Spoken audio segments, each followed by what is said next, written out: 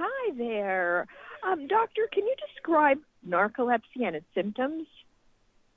Yes, this is a 24/7 chronic neurologic condition. It's lifelong, and it's estimated to affect about 1 in 2,000 Americans. And the most common symptom is daytime sleepiness, fatigue, tiredness. No matter how much sleep you get, these individuals are still tired and sleepy. Another subset of people with narcolepsy will have a unique feature called cataplexy.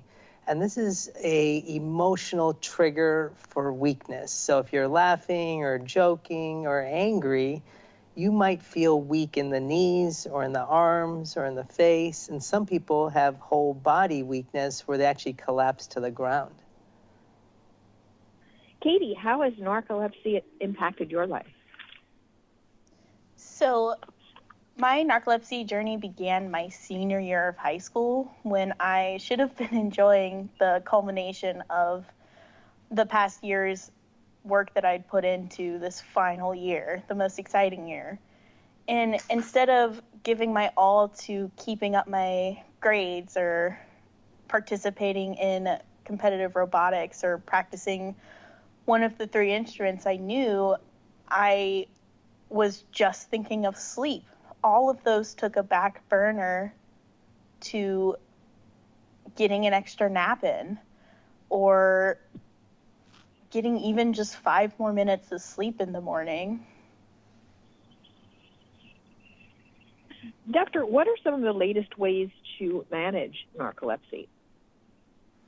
Yeah, so we approach it in two ways, a non-medication approach and the medication approach.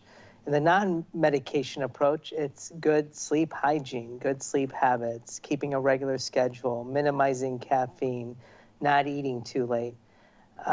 Unfortunately, for most patients with narcolepsy, that's just not enough, and we end up relying on medications. And luckily today, we have a lot of options to help patients with treatment with medications, of which one of them is a medicine called Lumryz. This is a once nightly sodium oxybate made by a company called Avidel. And just for full transparency, we are being compensated for our time today here. And this medicine helps the daytime sleepiness. It also helps the cataplexy that I mentioned earlier. It does have a box warning. It is a CNS depressant and has some potential side effects of nausea, dizziness, headache, and maybe bedwetting. So it may not be appropriate for everyone, and you need to see if your healthcare provider thinks it's an appropriate tool. Katie, how have you been able to manage your symptoms?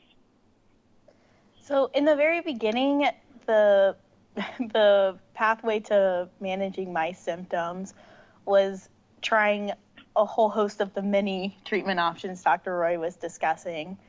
And I didn't really come across an effective one for me until I found the twice nightly treatment option. And I had great benefits. I had great improvements of my symptoms. However, I personally continuously struggled to wake up for that second dose in the middle of the night. So that led to me finding the once at bedtime version. And what it all boils down to is my sleep at night isn't being interrupted anymore.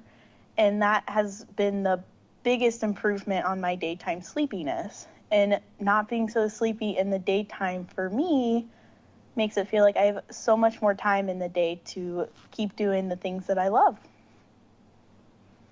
Doctor, what suggestions do you have for people who may think they have narcolepsy?